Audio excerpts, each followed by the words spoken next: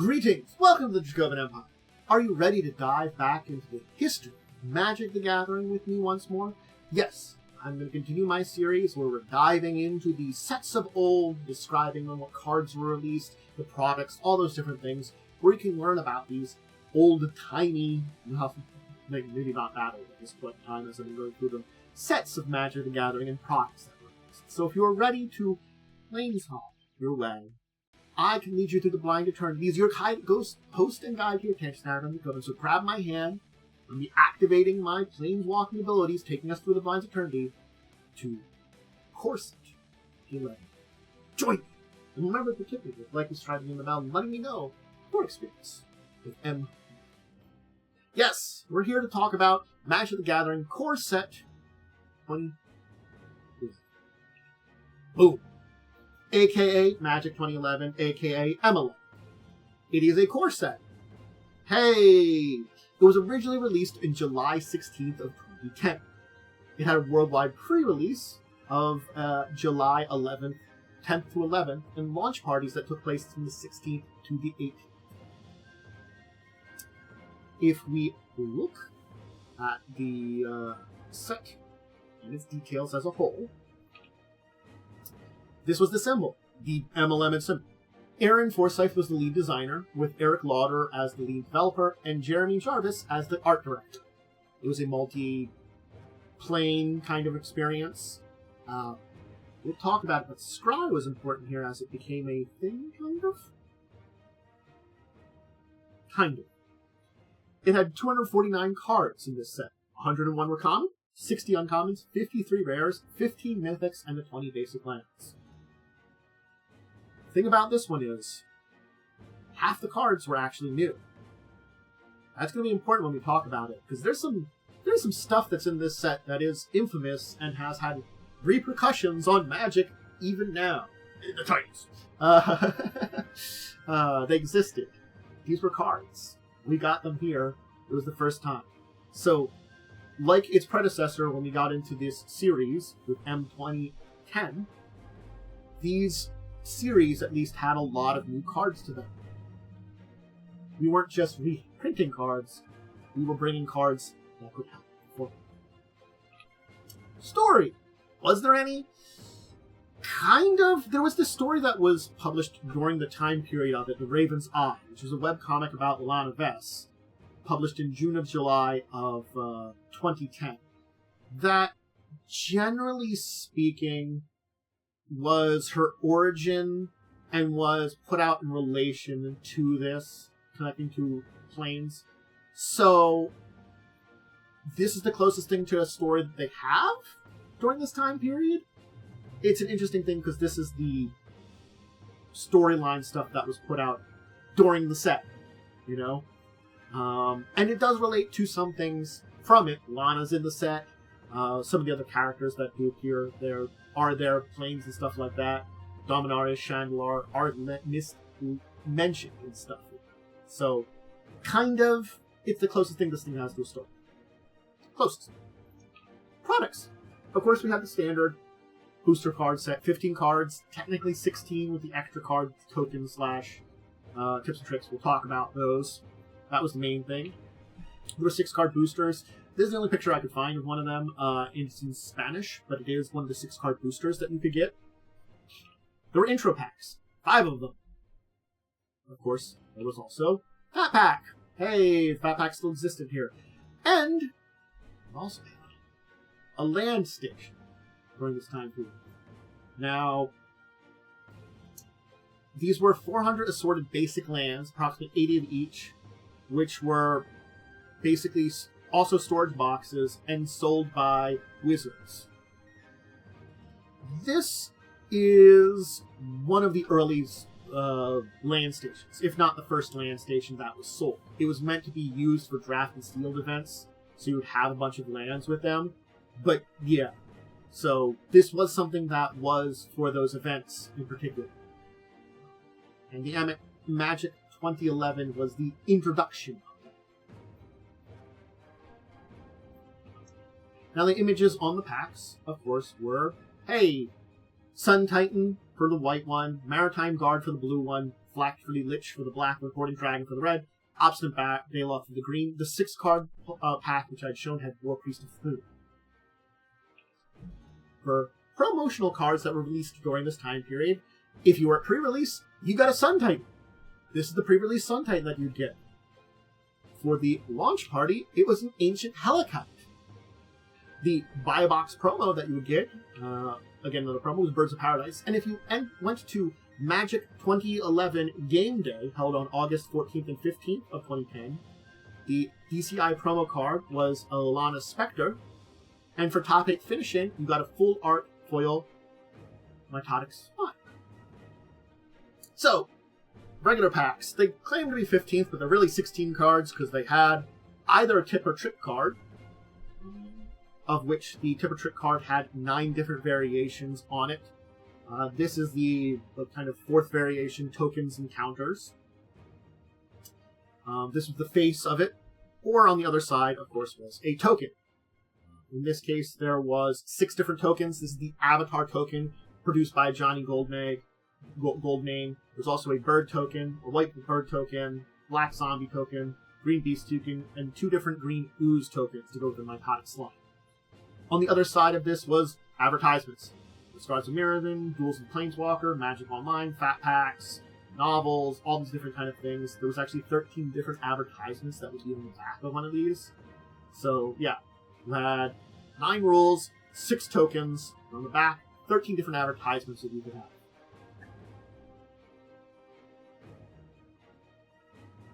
So, lot of movies. A lot of things there. There were sample decks. Last time we'd seen sample decks was 10th edition, and these were free sample decks made of 30 commons and uncommons that were released basically for major events. This would be something like, it consists of base of lands, commons, 4 uncommons, and it was from 2011 and the Zendikar block. These were designed by Tom Lapile, and they basically were promoting cards to new players. The art is by Christopher Moeller. I'm not going to get into it, but basically there was a version of each of those decks. So the white had 2 different versions, blue 2, black 2, red 2, green 2. And let's just show the back on it. Each with their own set of cards. So basically there was 10 different variations on this that you could get.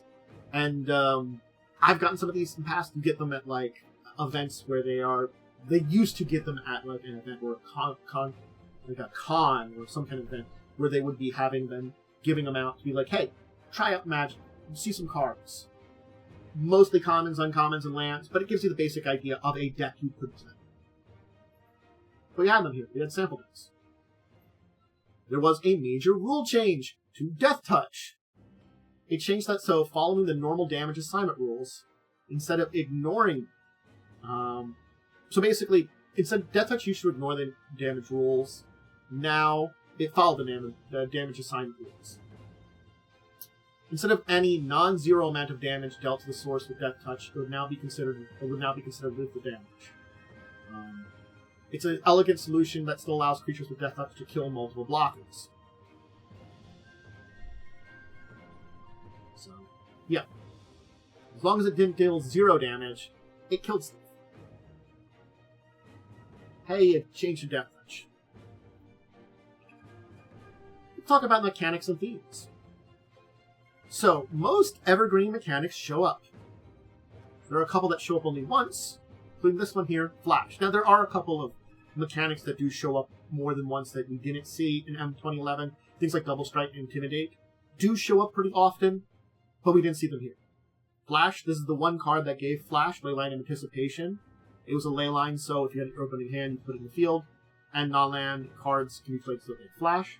Other ones that had 1 appearance were Regeneration with Cudgel Troll, 4/3, 4 mana, regenerate for 1, and Shroud with Whisperspoke Cloak. It's important to note, these were only on uncommon and rares, but these did show up. This was, of course, the first set to use a non-evergreen mechanic at that point in time, Scry. This was the first time it showed up before it would show up again in Magic 2012. But the ability to look at the top 2 cards of your library, put them, any number of them on the bottom of your library, the rest of them back in any order. Pretty good. Now, accompanying Planeswalkers, basically to give a little bit more presence in the deck, because we did have the Planeswalkers here, we'll talk about them. There were Planeswalker signature spells. Basically, the Planeswalkers are mythic rares. We don't see them as much. These signature spells were 2 sets of signatures that each one of them have that have names and artwork, common and uncommon, from each of the 5 from Lorwyn, that you can see the characters a little bit more often. So Grook's Pack Leader here, where creature power 3 or greater enters the battlefield and draw a card. It's the uncommon for Grook. Also, vampires! Hey! Zombies are being replaced by vampires as the black group now. The graph. It's not true. I can never remember what tribe.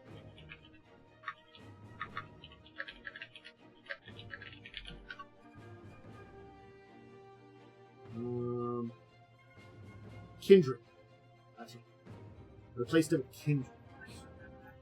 So the vampires become the kindred of the... Seems appropriate to vampires. Shadow for Vampire the Masquerade. For your black group here, rather than zombies, which had been a pretty big one in here. And there are more vampires, you know. This is the first set where vampires are more than zombies, since earlier days. There are cycles. 4 horizontal cycles and a 4-card cycle, so 10 cycles total. The various cycles were Lucky Charms. They're artifacts that cost 2. And if you gain life when the appropriate color spell is played. So here's the green one for Worm's Tooth, but there was one for every color. There were enemy-colored hosers. Basically, uncommon spells that hampered both their enemy color at a low mana cost. 3 of these, including this one, are reprints from 2010. We'll talk about the other 2 in a minute. But there is a cycle of all of them. Basically, the red and green are unique, but the white, blue, and black are reprints. But they, are meant to hit the 2 enemy colors. The Planeswalkers. They're mythics, reprints from 2010, and Lorwyn. Hey, they're back. Ajani, Jace, Lana, Chandra, Garruk. They're all back. They, of course, have their signature spells. The uncommon one. Here's Jace's Ingenuity, where you can draw 3 cards. They have the names of their Planeswalkers. They're meant to go along with them. Again, each one has one. And similarly speaking, there's the common ones. Here's the Johnny one, which was an enchantment. Beginning of your upkeep, gain a life. Pretty decent. Again, the signature spells. The Tribal Lords, or I guess Kindred Lords now. Changed a bit. This is the Elvish Archdruid. Each of these are a rare creature. Gives other creatures of their type +1/+1. Hey, elves +1/+1. And has additional ability. 3 of these are reprints from 2010, including Elvish Archdruid. Tap for 1 green mana for elves you control. But again, basically 3 of them are reprints. 2 of them are not. The black and white ones are new, but the blue, red, and green are reprints. The ley lines. Hey, the ley lines. Here's the ley line of Vitality. Vitality. I like this one. Only been ever in 2011. They're rare enchantments that cost 2 colorless, 2 mana of the appropriate color. And you can start in your open hand. You put them into play. One of them has been. One of them was a reprint from Guild Pack, Ley Line of the Void. But otherwise, these were all new ley lines that you could play. This one here. Creatures control get +0/+1, and when a creature enters the battlefield under control, you gain 1 life. And the last of the... Well, then there was also the Titans. The Mythic Titans. They're 6/6 creatures that cost 6 mana, 4 colors, 2 color of their themed color. They have a themed ability, Deathtouch for black here, and a powerful ability triggered by them entering the battlefield or attacking. When those enters the battlefield, you get 2 zombies. When it attacks, you get 2 zombies. It's a powerful ability. I'll talk about all the Titans before the end of the day, but yes. So, enters the battlefield, attacks, gets powerful abilities, 6 mana for a 6/6 with a appropriate ability. Then we have the cycle of allied land check lands. Basically, if you control, this is Swamp Mountain, taps for black or red. If you have Swamp or Mountain in the battlefield, if you don't, it enters the battlefield tapped. If you do, doesn't. Basically, rare dual lands that, having the appropriate mana. These are reprinted from 2010 too. The 4-card cycle we do want to talk about is the Elemental Servants. This is an interesting one because these are 4 uncommon elemental creatures based on the traditional 4 elements: air, water, fire, earth. These are added to the core set basically as Air Elemental was removed, which was the last of the 4 elementals that had been in the sets since Alpha. So we don't see Air Elemental anymore. We saw it in, previously, 2010. Doesn't mean we won't see Air Elemental again, but it's been replaced. Fire Servant here is a pretty good one, where if you render instant or sorcery you control will deal damage, it deals double that damage. I like Fire Servant. Now there are 2 mirrored pairs. Hey, they're reprints from Alpha. Holy and Unholy Strength are here. Common auras that give a mirrored bonus. Hey, they've been free since Alpha. And similarly speaking, Black Knight and White Knight. 2 mana of their various colors, 2/2s with first strike and protection from each other's colors. We got them here. Let's talk about the hosers a little bit. Because I talked about how the blue, white, and black members are reprints from 2010. They were often used as sideboard cards. The red and green ones are more powerful. Because not only do they deal with it, but they've got something extra. Combust can't be countered. And it also burns white or blue creatures. And the damage can't be rendered. So it is even better. And the green card is just as similar in the Autumn's Veil, which also can't be countered by blue or black spells this time. Or spells you control can't be countered by blue or black spells this time. Basically, they're very, very powerful new anti-things. And we also did get an anti-flying with Plummet getting a reprint here. Let's talk about notable cards. Be sure to turn the notable cards in this set. Inferno Titan is a good example of the Titans. The Titans have seen a lot of play in Standard and Modern. It's a good investment for the things. Inferno Titan here has basically the fire breathing ability for 1 red mana, +1/+0, and it deals damage, 3 damage, divided amongst either 1, 2, or 3 creatures when it enters the battlefield or attacks. Pretty good. And all of these are pretty powerful. Some of the top mid-range decks still used them when they were legal. Sarah's Ascendant was a pretty powerful creature. Plays more Commander. We start with 30 life, extra powerful. Because 1/1 life link, that if you have 30 more life, it gets +5/+5 and has flying. It's one of the strongest creatures in Commander because of that. Viscera Seer is a good sacrifice outlet. A lot of the sacrifice decks use things like this because sacrifice a creature, scry 1, and it's 1 mana. Pretty good. Fauna Shaman was a creature version of Survival of Fittest. Survival of the Fittest, an enchantment that basically does the same thing. Discard a creature card, search for a library for a creature card, reveal it from your hand, shuffle your library, circle out them. And it's been used in numerous creature dual boxes in Standard and Modern. Steel Overseer, powerful artifact creature.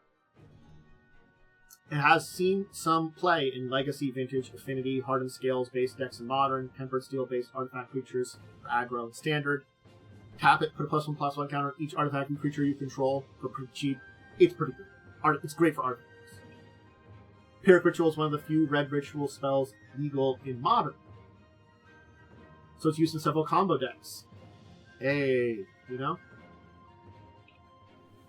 Ajani's Primate is pretty iconic with life-gaining payoffs. It has had a lot of reprints since here. Whenever you gain life, you may put a +1/+1 counter on it. Leyline of Sanctity has been a powerful sideboard card that's been in the Modern format and Vintage, but on a lot of target spells. And primary discard spells like Thoughtseize, and direct damage spells like Burn spells. because you can't be the target of spells or abilities your opponents control. That's why Leyline of Sanctity is a very powerful sideboard card and has seen a lot of play. It still does. Squadron Hawk was notoriously part of a powerful Call Blade deck that used a lot of equipment and things like Stoneforge Mystic and Jace the Mind Sculptor's ability, Brainstorm. It sees some minor play in Modern Death, like decks and Taxes, and some other aggro decks and Pauper. Basically, it gets a squadron of them when it comes to play. You get a bunch of them. Let's talk about some bans, and of course, restricted cards. Preordained. It's a strong cantrip card, one of the strongest in the game. For 1 blue, scry 2, then draw a card. It had a lot of heavy play in Modern, Standard, Legacy, and Pauper, and it is unbanned now. But it was banned between 2011 and 2023 in Modern. Has been recently unbanned. And of course, we have to talk about Primeval Titan. We'll talk about its ban, but just read this here. 6/6 Trample. When it enters the battlefield or attacks, you may search your library for up to 2 land cards. Put them in the battlefield, tap, and shuffle your library. Land cards. Not basic land, land cards. These could be any lands. This is considered the strongest of the Titan cycle. It has a lot of ramp, and it can search for any lands, even non-basic ones. There's basically entire decks around abusing this. It's so strong that has been banned in Commander. The casual format. There's other decks like in Modern, the Amulet Titan ramp deck that's existed in the format nearly as long as the format has existed in Modern. That's Primeval Titan. Alright, now we have to settle upon some important information with our basically changes, reprints, kind of thing like that. Because, again, there was 93 out of 229 cards that were reprints. That were found in Magic 2010. Either as original printings or reprints from earlier sets. That's a lot. Granted, core sets tend to be reprints, but also you can see there's a lot that aren't.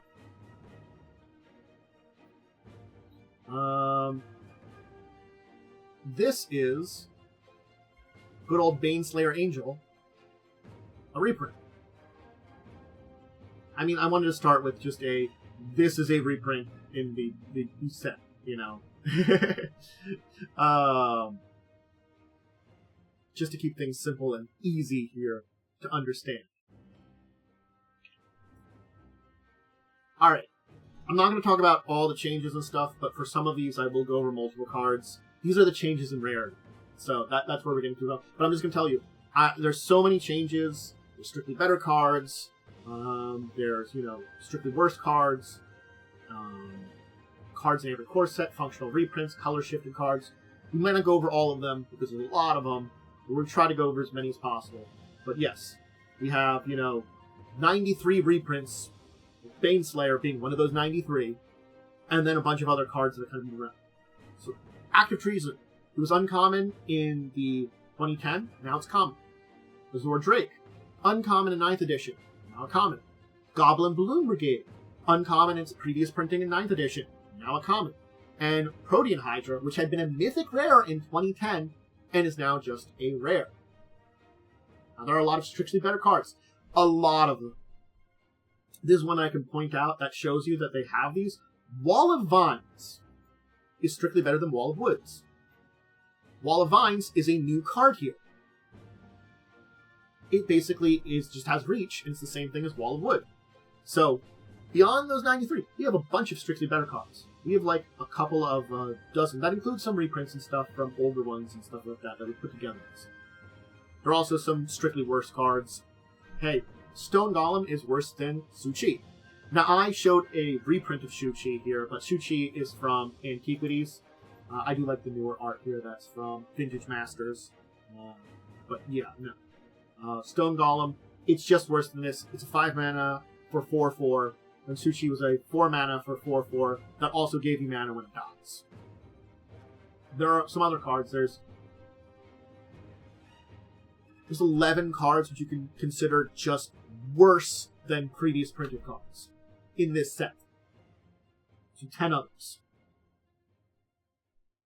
We didn't always get better. Sometimes we got worse. These two cards here are important to mention because you know what these are? Only two cards that up to 2011 have an Avery core set from Alpha. Giant Growth, Giant Spider, still here. We haven't got rid of them from core sets yet. I don't know if we can say at some point in time we will. I honestly, personally, don't know. I haven't done enough like diving into research to say for sure. But yeah. Up till now, in Avery core set.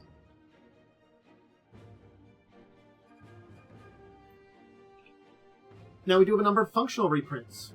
This is an example of one, Cultivate, which is a functional reprint of Kotima's Reach.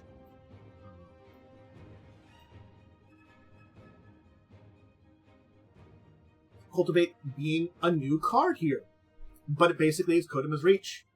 So it's just, now you could play with both of them. Barony Vampire, Cloud Crusader, Cultivate, Maritime Guard, Nether Horror, and Pyrrhic Ritual are all otherwise functional reprints for various other cards, but yeah. Then we did have some color shifted cards. There were 3 color shifted cards. I'm only showing off the one here because the other 2 are pretty simple. Assault Griffin is basically a 3/2 flyer creature for 4 mana. We've had versions of it. Manic Vandal is for 3 mana. When it enters the battlefield, destroys an artifact. We've had versions of those that are in green in particular. This is an interesting one here that I wanted to show all 3 here. Is Reverberate is a colored shifted version of Twin Cast for Magic 2010, which is also a near functional reprint of Fork, except that it doesn't turn the spell red. So Twin Cast was a color shift / near functional reprint of Fork, and Reverberate is just a better version of Fork, but also functional reprint. It's just that the Fork changes the copy red, which is like whatever kind of in the long run. So it's technically it's better, but not by like any modifier degree. It's interesting how we have this series of cards. I really like it, and it's weird. All right. So let's talk about some interesting things here, because some of these cards here mention and show off other things. Barony Vampire here seems to be from the Dark Barony on Olgoth from Homelands. This is one of the few times we are mentioning Homelands. Homelands gets weirdly mentioned in places. Barony Vampire. Dryad's Favor depicts the Borderland Ranger in its art. Hey, remember I just mentioned the Dark Barony, Urgatha, Homelands? Baron Sengir mentioned. On Elixir of Immortality. It hints true that the Barony Vampire is from that. Rock Egg is a reference to the Rook Egg from Arabian Nights. Not a lot of... Some stuff was reprinted in Arabian Nights is a difficult set to talk about. But basically it's the same kind of thing, except instead of red, it's white. Hornet Sting is a reference to the card Bee Sting from Portal and Portal Second Age. Sarah's Ascendant does some reference to Sarah and her plane from the pre-Mending Planeswalker. I don't know. And of course our friend here, Sword of Vengeance. If you look at it, it looks a lot like the Sword of the Archangel of Chroma, and it grants some of her abilities to the creature it equips. Interesting little things there that I do find fun in the entire thing. Let's talk about some other cards. Now these are a selection of cards I did want to also mention here. A lot of them are rare, but they're interesting cards from the set. Demon of Deathgate's a 9/9 flying trample that you can pay 6 life and sacrifice 3 creature, then pay its mana cost. Hey, this makes it you can get this thing out pretty early in comparison. Not bad for big old stonky demons. in comparison to many. The Frost type. When it becomes the target of spell ability opponent controls, counter that unless their spell ability controller pays 2. It's Ward. And whenever it enters the battlefield or attacks, tap target permanent, doesn't untap during its control's next step, end step. For the Titans, it's pretty good. Guy's Revenge, an 8/5 can't be countered, has haste, can't be the target of non-green spells or abilities from non-green sources. Pretty big stompy. Haunting Echoes is back again. I like Haunting Exiles. It's part of a combo deck, Traumatize Haunting Echoes. I think I've done it once. It's really mean. But here's the other part of it. Exile cards from part of the player's graveyard other than basic lands, and search the library for cards with the same name. Not great in Commander. Better in other formats. Hoarding Dragon. You search your library for artifact card, exile it, and if Hoarding Dragon goes to the graveyard from the battlefield, you put the exiled artifact into your hand. You're going to reveal that artifact. You get something sneaky in your hand, and just be like, oh, come, kill my Hoarding Dragon. See what happens. Knight Exemplar from the Kindred groups. I liked this one, and I built a white deck that started out as a Knight deck. It's evolved into more of a generic white deck since then. But originally it started out as a Knight deck because I got this card. A first strike that gives other Knight creatures you control +1/+1, and indestructible. Very good for a Knight. Do 2 of them, protect each other. Mass Polymorph, a fun one that was new to this one. Exile creatures you control. Reveal the top cards of your library and to reveal that many creature cards. Put all creature cards from this way in the battlefield. Shuffle the rest of your reveal cards to your library. Hey, I created a lot of tokens. And mass polymorph them all into creatures from your deck. Mitotic Slime. I just want to mention this one. I showed the promo earlier. It's put in the graveyard from the battlefield. You get 2/2 green ooze tokens that also have, when they're put into a green battlefield, put 2 1/1 green ooze tokens. They keep dying and dividing. One creature ends up as 2, which ends up as 4. Can be actually pretty good for a graveyard sacrifice deck that requires you to sacrifice a lot of creatures. Mystifying Maze is kind of fun. Exile an attacking creature an opponent controls and beginning the next end step, turn the battlefield tap under its control. If an opponent has a creature that has a negative effect and they have to attack with it or something, maybe you gift them something that they have to attack with that has a come into a play effect that sucks. You could probably come up with some interesting combo decks like this. Obstinate Baloth. And if battlefield gain 4 life and a spell ability an opponent controls causes you to discard it, put it in the graveyard battlefield instead of the graveyard. So hey, go ahead and cause me to discard a card. 4/4 for 4 that gives you life. Black Red Lich is just an interesting one. You put a Phylactic counter on an artifact you control. It's indestructible, but if you control no permanents with a Phylactic counter on it, you sacrifice it.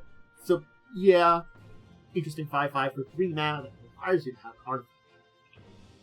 Platinum Angel's back. Can't lose the game, your opponents can't win the game. Yeah, another reprint we've seen, but pretty good, you can mention here. Redirect, choose new targets for a target spell. Classic. Shiv's Embrace. I just want to mention this one because it turns things into a dragon. +2/+2 flying. This is a reprint from much older sets, too. So we're getting it back here. So you can see this is, I think, Urza's Saga. I don't remember the top of my head. Sleep's back again. Tap all creatures target player controls. They don't untap during the player's next untap step. Hey, you shut someone down, open up to attack, and they have to wait an entire turn, and you being able to attack again. Very neat in multiplayer. Sun Titan.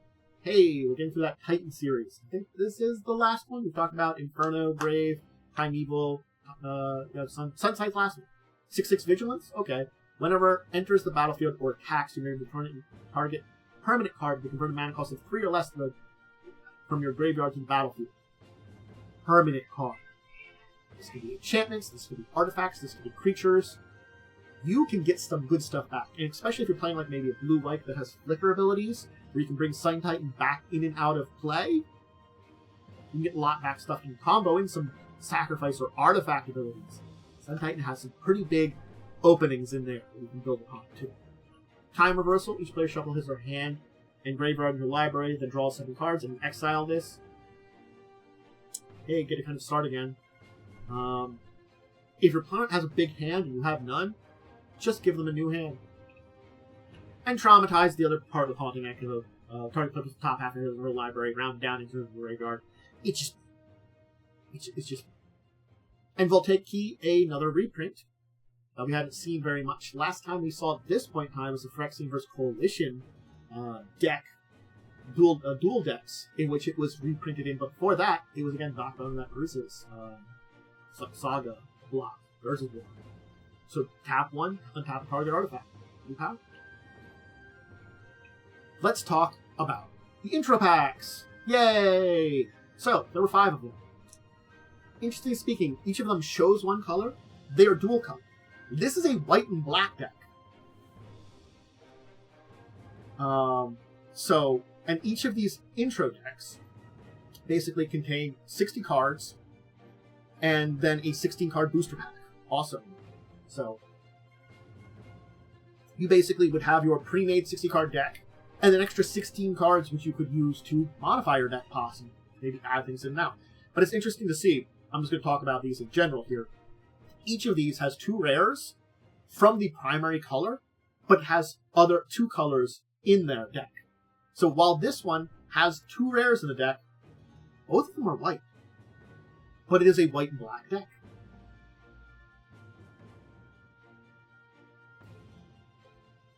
So very interesting that way. And to tell you,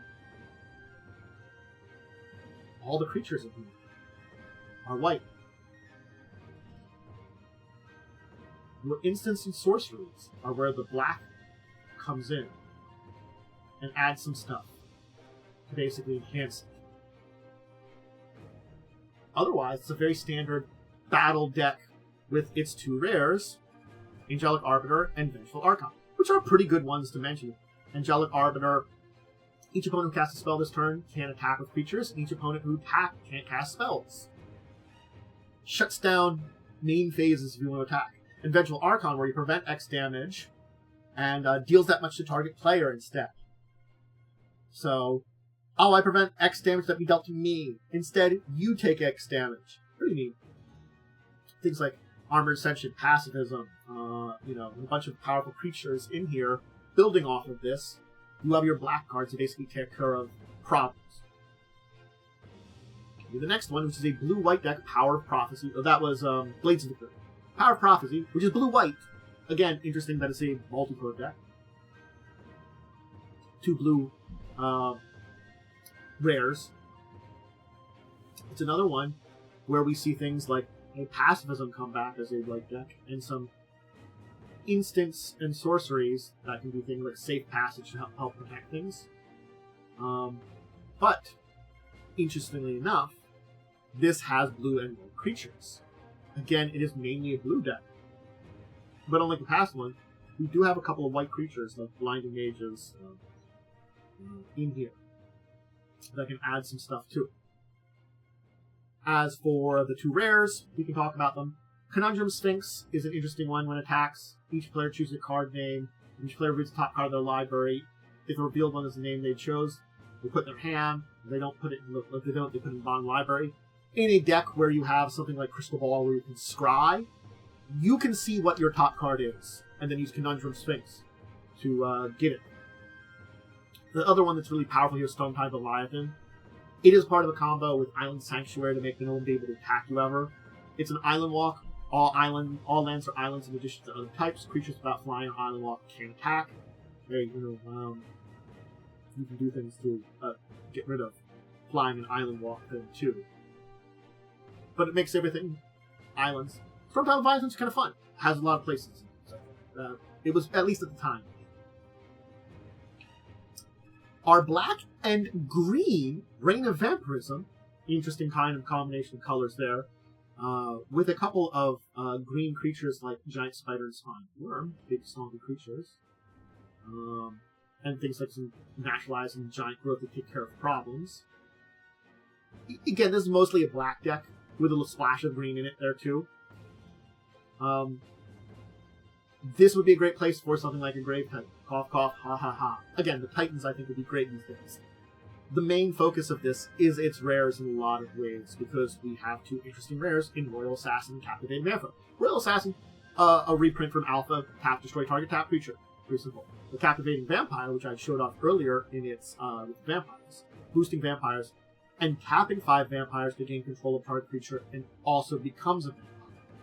There's a good selection of vampires in this deck. About 10 of them. 13 vampires in total, including the Captivating Vampire. Meaning that getting Captivating Vampire online is pretty good. And you have ways to basically then also search for things, return permanent with Nature's Revival, Rise from the Grave, and bring stuff back. To get vampires back. To get those 5 to start stealing stuff and making more vampires that way. Our red deck is a red-blue deck. Yes, red-blue. Interestingly enough. I love that sometimes these are allied colors, but a lot of times these are non-allied colors. Like, the blue-white was allied, but so far blue has been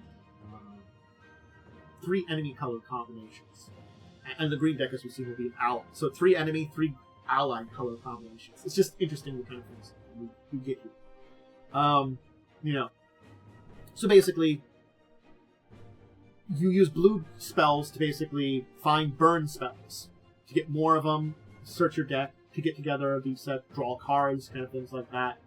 You've got like Foresee, Preordain, Mention Preordain, to get you cards, find the burn spells that you want. And you do have things like our good friends, Fire Servant in here. Hey, my burn spells do a lot more. Things like Protos, Pyromancers in here. The rares are Ancient Helicite and Cyclops Gladiator. Ancient Helicite we showed off as the promo, but it's 1 red mana, deals 1 damage to target creature defending player controls, and activate it only when attacking. Hey, I can attack and burn the crap out of a bunch of my opponent's things before they even can choose to block. Cyclops Gladiator, on the other hand, when it attacks, it may deal damage equal to its power to target creature defending player controls. If you do, that creature deals damage to its power equal to Cyclops Gladiator. It fights. It's a fight mechanic. When it attacks, it fights. So, they don't say it there in so many words, but it is kind of the fight mechanic. And then our last of the intro packs. And yeah, that was Breath of Fire. Breath of Fire, Ring of Vampires. And this one here, Stampede of Beast, our red-green. Hey, red-green has a lot of big beasts. I mean, that's an appropriate kind of combination of things. It really does.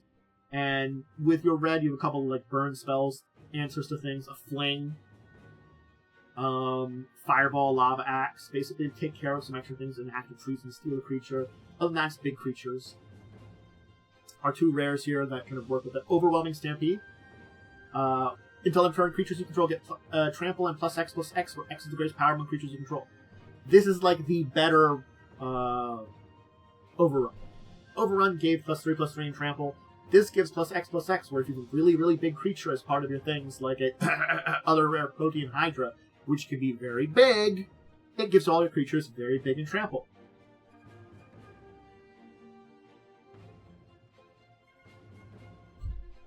Protean Hydra, where it comes to play with X +1/+1 counters. Hey, I can burn my own Protean Hydra to make it bigger. If damage should be dealt to it, prevent that damage, remove that +1 and many +1/+1 counters. And when a +1/+1 counter is removed from it, put 2 on it at the beginning of the next end step. So yeah, all that burn stuff, I know to my own creature and just get it bigger. You know that Practical Pyromancer from the other set? Maybe slip one into here and just start pinging my Hydra, getting it a little better. Doing +1/+1 each turn. Just saying. But, yeah.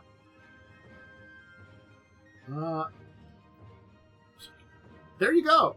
There's M11 in a nutshell. That's where we leave off. I hope you enjoyed diving into this core set that did actually bring about some bunch of interesting cards, some of which certainly have disappeared, but things like the Titans, and especially Primeval Titan, still find play. It goes to show you that even a core set, especially these core sets during this time period, which did introduce a number of new cards, where they were beginning to have this idea that, yes, we can do reprints, but just reprints aren't going to keep things strong in Standard. A core set keeps Standard strong. We're going to have a number of reprints, but also come up with new cards which work very well in Standard and are very easy and simple cards for new and continuing players to enjoy. That still will add some things to the thing. You can see the Titan line is a very interesting one we got introduced to here. Yeah. So the ley lines are pretty cool. Some of them I still think have some use to them. Not all of them, but you know, you can certainly find a place where you could use one of those ley lines. Same can be said for things like the Elvish Archdruid, Knight Exemplar certainly probably shows up in paint decks. You know, there are plenty of these things that show up in places and still have use. Some of them, yeah, started in 2010. Some of them start now. But these are cards that are good now. Hey, you know, Fire Servant. I mentioned it. I think Fire Servant's still pretty good. Hasn't really showed up since 2011. At all.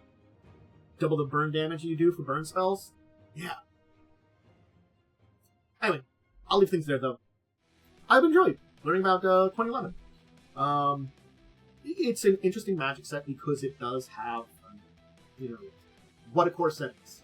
And we'll talk about more Magic sets in the future, so I hope you join me for that. Remember, if you want to see any of my stuff live or whatever, see stuff on YouTube, when you want to know the schedule, you can always watch the old videos. If you want to know the schedule, check out my schedule that goes up on my Discord, Blue Sky, Twitter/X, and of course on my community part of my YouTube page.